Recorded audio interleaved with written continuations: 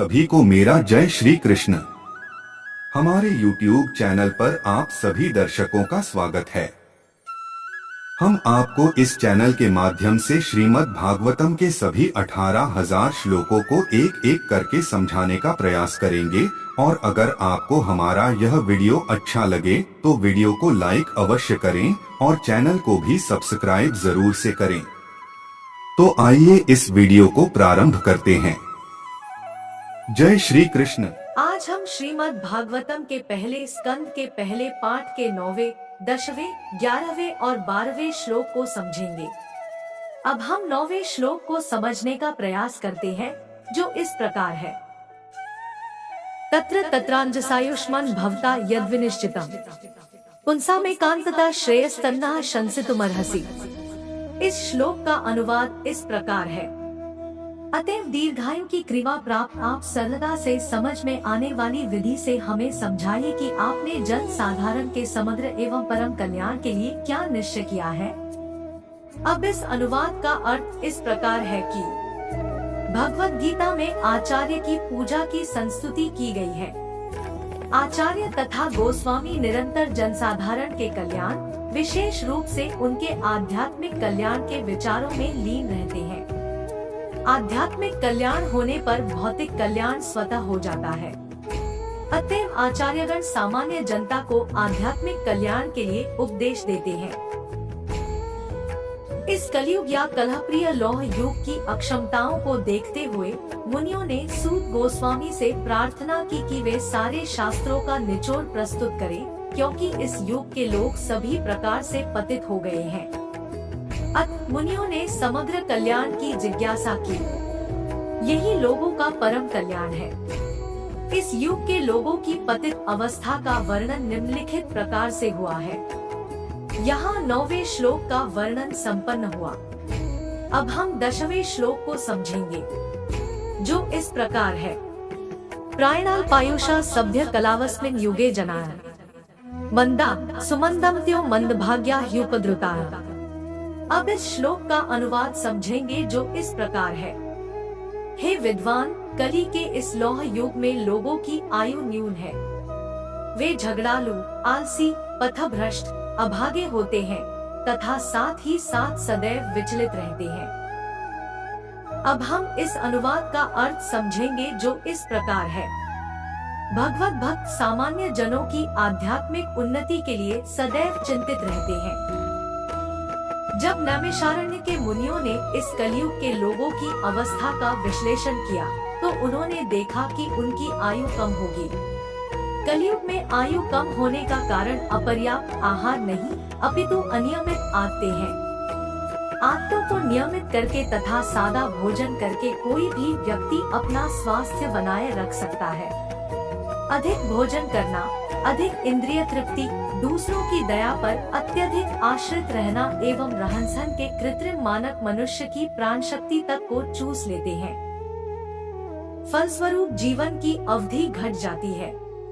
इस युग के लोग न केवल भौतिक दृष्टि से, अपितु आत्म साक्षात्कार के मामले में भी अत्यंत आलसी हैं। यह मनुष्य जीवन विशेष रूप से आत्म साक्षात्कार के लिए मिला है।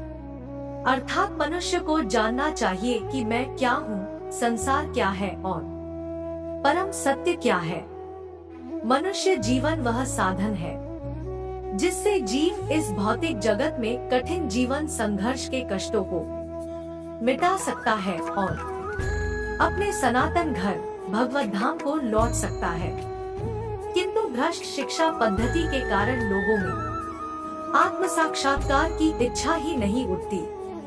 यदि वे इसके विषय में जानते भी हैं, तो दुर्भाग्यवश वे पथभ्रष्ट शिक्षकों के शिकार बन जाते हैं। इस युग में लोग न केवल विभिन्न राजनीतिक वर्गों तथा दलों के शिकार है, अपितु विभिन्न प्रकार के इंद्रिय तृप्ति करने वाले विघटनों से भी ग्रस्त हैं, जैसे कि सिनेमा, खेलकूद, जुआ, क्लब, संसारी पुस्तकालय, बुरी संगति, धूम्रपान, मदिरापान, छलावा, चोरी, मनमुटाव आदि आदि।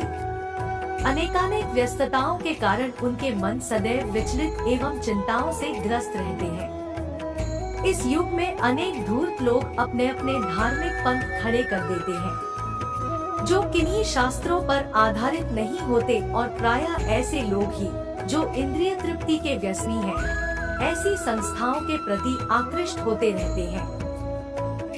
फलस्वरूप धर्म के नाम पर अनेक पाप कर्म किए जाते हैं, जिसके कारण लोगों को न तो मानसिक शांति मिल पाती है, न स्वास्थ्य लाभ हो पाता है। अब छात्र ब्रह्मचारी वर्ग का पालन नहीं किया जाता और गृहस्थ लोग गृहस्थाश्रम के विधि विधानों का पालन नहीं करते।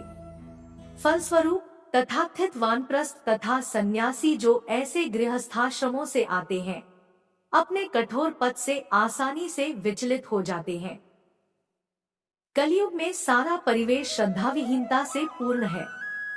लोग अब आध्यात्मिक मूल्यों में रुचि नहीं दिखाते।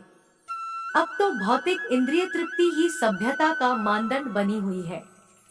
ऐसी भौतिक सभ्यता को बनाए रखने के लिए मनुष्य ने जटिल किस्म के राष्ट्रों तथा समुदायों का निर्माण किया है और विभिन्न गुटों में निरंतर प्रत्यक्ष तथा शीत युद्ध की आशंका बनी रहती है।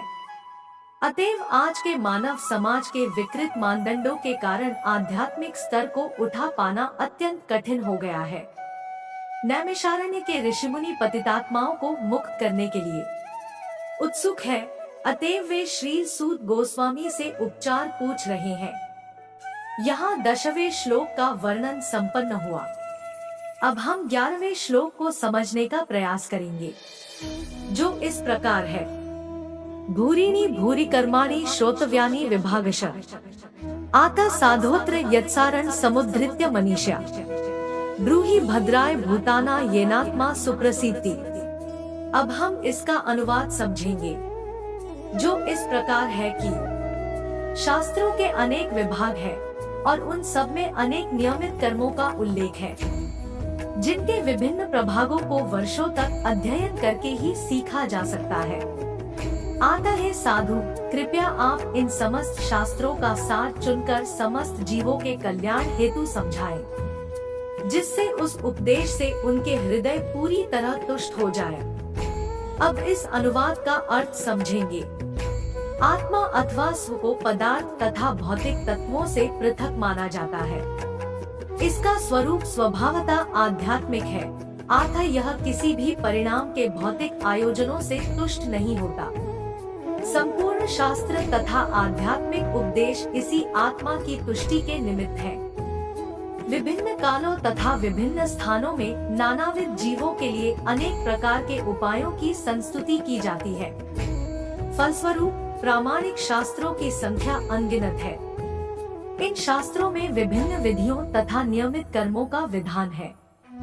इस कलिकाल में सामान्य जनता की पतित अवस्था को ध्यान में रखते हुए नैमिषारण्य के मुनियों ने श्री सूत गोस्वामी से अनुरोध किया कि वे इन समस्त शास्त्रों का सार कह सुनाएं, क्योंकि इस युग में पतितात्माओं के लिए वर्णाश्रम पद्धति में इन विविध शास्त्रों के उपदेशों को पढ़ना तथा समझ पाना संभव नहीं है।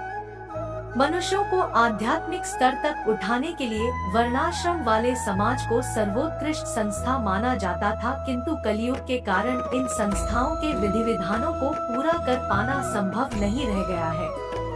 न ही जनसाधारण के लिए वर्णाश्रम संस्था द्वारा प्रतिपादित विधि के अनुसार अपने अपने परिवारों से संबंध विच्छेद कर पाना संभव है।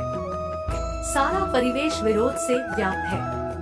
इस पर विचार करते हुए यह देखा जा सकता है कि इस युग में सामान्य जनों का आध्यात्मिक उत्थान अत्यंत कठिन है, जिस कारण से मुनियों ने इस विषय को श्री सूत गोस्वामी के समक्ष रखा। उसकी व्याख्या अगले श्लोकों में की गई है। यहाँ 11वां श्लोक संपन्न हुआ। अब हम 12वें श्लोक को समझेंगे, जो इस प्रकार है। सूत जानासि भद्रते भगवान सात्वता पतिया देवक्या वसुदेवस्य जातो यस्य चिकीर्षया। इस श्लोक का अनुवाद इस प्रकार है। हे सूत गोस्वामी, आपका कल्याण हो। आप जानते हैं कि पूर्ण पुरुषोत्तम भगवान देवकी के गर्भ से वसुदेव के पुत्र के रूप में किस प्रयोजन से प्रकट हुए। यहाँ पर भगवान का अर्थ है सर्वशक्तिमान ईश्वर, जो समस्त ऐश्वर्यों, शक्ति, यश, सौंदर्य, ज्ञान तथा तपस्या के नियंता है। वे अपने शुद्ध भक्तों के रक्षक हैं। यद्यपि ईश्वर सबों पर संभाव रखने वाले हैं, तो भी वे अपने भक्तों पर विशेष कृपालु रहते हैं। सत का अर्थ है परम सत्य। जो लोग परम सत्य के सेवक या दास हैं, वे सात्वत कहलाते हैं। ऐसे शुद्ध भक्तों की रक्षा करने वाले भगवान सात्वतों के रक्षक कहलाते हैं। भद्रते अर्थात आपका कल्याण हो से मुनियों द्वारा वक्ता से परम सत्य के विषय में जानने की उत्सुकता का द्योतक है। पूर्ण पुरुषोत्तम भगवान श्री कृष्ण वसुदेव की पत्नी देवकी से प्रकट हुए। वसुदेव आध्यात्मिक पद के प्रतीक है, जिसमें परमेश्वर का प्राकट्य होता है। यहाँ 12वें श्लोक का वर्णन संपन्न हुआ। अगर आपको हमारा यह वीडियो अच्छा लगा हो तो वीडियो को लाइक अवश्य करें, चैनल को जरूर से सब्सक्राइब करें। आप इस वीडियो को और भी ज्यादा लोगों से शेयर करिए और इस दिव्य ज्ञान को सभी लोगों तक पहुंचाने में हमारी सहायता करें। चलिए अब हम अगले वीडियो में मिलेंगे। जय श्री कृष्ण मित्रों।